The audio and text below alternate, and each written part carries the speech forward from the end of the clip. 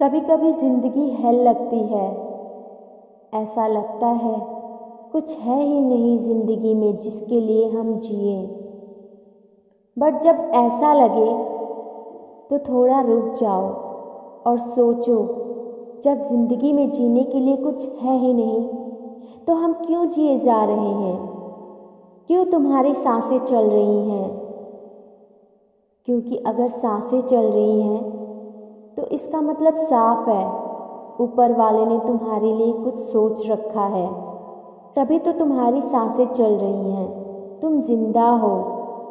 अपनी उस जिंदगी के होने की वजह ढूंढो।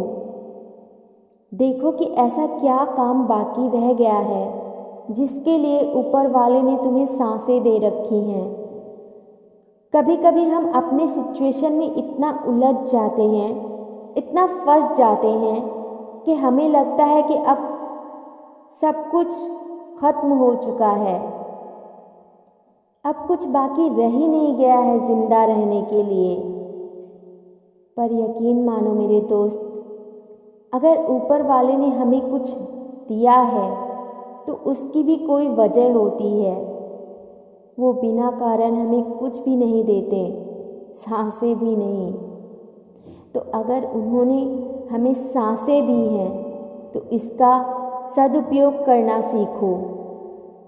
माना कि तुम्हारी ज़िंदगी में कुछ भी नहीं रह गया, बट तुम अपने एक्सपीरियंस से लोगों को बहुत कुछ दे सकते हो, उन्हें जीने की वजह दे सकते हो, ताकि जो हालात के मारे होते हैं, क्या पता तुम्हारा ये वीडियो देखकर दूसरे को जीने की वजह मिल जाए, वो भी तुम्हारी तरह दूसरों की जान बचा सके। याद रखो कि लाइफ में कभी फुल स्टॉप नहीं होता, और लाइफ में फुल स्टॉप तभी होता है जब सांसें चली जाए। माना कि तुम्हारी लाइफ तुम्हारे किसी काम की नहीं, पर ये दूसरों के काम तो आ सकती है, एक प्रेरणा बनकर, एक मार्गदर्शक बनकर। तो अपनी सांसों को गंवाने के बारे में सोचो भी मत, इन्हें दूसरों के कल्याण में लगा दो, क्योंकि ऊपर वाले का कुछ भी दिया कभी व्यर्थ नहीं जा सकता, चाहे वो कितनी ही छोटी से छोटी चीज़ क्यों ना हो। हम अपने दृष्टि से देखेंगे तो हमें कुछ समझ में नहीं आएगा, पर जिस पल हमने उनकी दृष्टि से देखना शुरू कर दिया, उसी पल हमारी ज़िंदगी बदल जाएगी। तब जो ज़िंदगी हमें बेकार लग रही है, वही ज़िंदगी कीमती हो जाएगी। इसलिए अपने सांसों को त्यागने के बारे में सोचो भी मत, और इसका सही उपयोग करना सीखो। पता है, हमारी ज़िंदगी में जब कुछ नहीं बचता, ना खोने के लिए और ना ही कुछ पाने के लिए, जब चारों रास्ते बंद हो जाते हैं, जब हम अंदर से बिल्कुल टूट जाते हैं, तब अपनी सांसों को लेने के बजाय हमें रुक कर कुछ सोचना चाहिए, क्योंकि जीवन का असली धन हमें सब कुछ खोने के बाद ही मिलता है। तब हमारे साथ कुछ ऐसा घटित होता है जो हमने कभी सपने में भी नहीं सोचा होता, और तभी हमारे जीवन की असली शुरुआत होती है। तभी हम सही मायने में जीना सीखते हैं। इसलिए जीवन को कोसो नहीं, ना ही जान देने की कोशिश करो, क्योंकि तुम्हारे जीवन की शुरुआत ही अभी हुई है। तब जो ज़िंदगी हमें बेकार लग रही है, वही ज़िंदगी कीमती हो जाएगी। इसलिए अपने सांसों को त्यागने के बारे में सोचो भी मत, और इसका सही उपयोग करना सीखो। पता है, हमारी ज़िंदगी में जब कुछ नहीं बचता, ना खोने के लिए और ना ही कुछ पाने के लिए, जब चारों रास्ते बंद हो जाते हैं, जब हम अंदर से बिल्कुल टूट जाते हैं, तब अपनी सांसों को लेने के बजाय हमें रुक कर कुछ सोचना चाहिए, क्योंकि जीवन का असली धन हमें सब कुछ खोने के बाद ही मिलता है। तब हमारे साथ कुछ ऐसा घटित होता है जो हमने कभी सपने में भी नहीं सोचा होता, और तभी हमारे जीवन की असली शुरुआत होती है। तभी हम सही मायने में जीना सीखते हैं। इसलिए जीवन को कोसो नहीं, ना ही जान देने की कोशिश करो, क्योंकि तुम्हारे जीवन की शुरुआत ही अभी हुई है। पता है, जिंदगी एक मैथ्स के जैसी होती है, जहां हम अपना जीवन चलाने के लिए काम करके पैसे लाते हैं। खाना बनाने के लिए बाजार से चावल सब्जियां खरीदते हैं। अपना वंश आगे बढ़ाने के लिए विवाह करते हैं। हम और अच्छे से जी सकें इसके लिए बाइक और कार खरीदते हैं, और इन ईंधनों को ठीक ढंग से चलाने के लिए पेट्रोल या डीजल खरीदते हैं। सरकार हमें चलाने के लिए टैक्स या जीएसटी लेती है। सब कुछ कैलकुलेटेड है।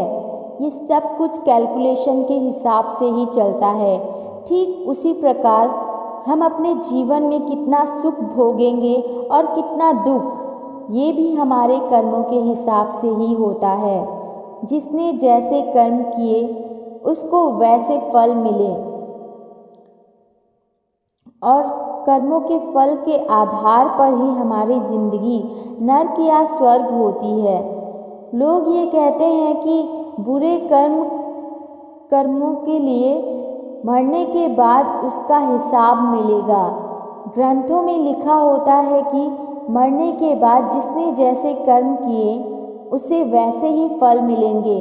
बिल्कुल सही है, पर वो दंड हमारी आत्मा को शुद्ध करने के लिए होती है। परंतु हमारी आत्मा शरीर धारण करने के बाद जो कर्म करती है उसका कुछ हिस्सा शरीर को भी मिलता है, ताकि शरीर कभी ये ना सोच सके कि उसे तो मरने के बाद ही सब फल मिलेंगे, और मरने के बाद मुझे जब होश ही नहीं रहेगा तो फिर मुझे दंड से क्या फ़र्क पड़ेगा। और उसकी यही सोच उसके और भी गलत कर्म करवाएगी। इसलिए मनुष्य को होश में लाने के लिए कर्म फल का कुछ हिस्सा उसके जीवित रहते ही मिल जाता है, ताकि मनुष्य अब इस पल से ही अपने कर्मों को सुधार ले और होश में आ जाए। पर मनुष्य इन सब बातों से अनजान होता है। वो गलतियां पर गलतियां करता जाता है। जो जितनी ज़्यादा गलतियां करेगा उसके कर्म फल उतने ही ज़्यादा बुरे मिलेंगे।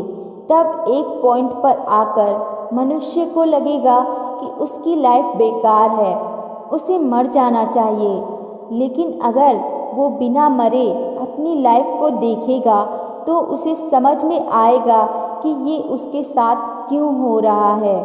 और अगर वो और भी अच्छा दर्शा हो गया, दर्शा से मेरा मतलब जिंदगी जैसी चल रही है उसे देखना, जिंदगी जिस वजह से ऐसी चल रही है उसे देखना। और अगर वो दर्शा हो गया तो वो समझ जाएगा कि ज़िंदगी ऐसी क्यों चल रही है। और अगर वो एक दर्शा बन गया तो उसे समझ में आएगा कि ज़िंदगी ऐसी क्यों चलती है।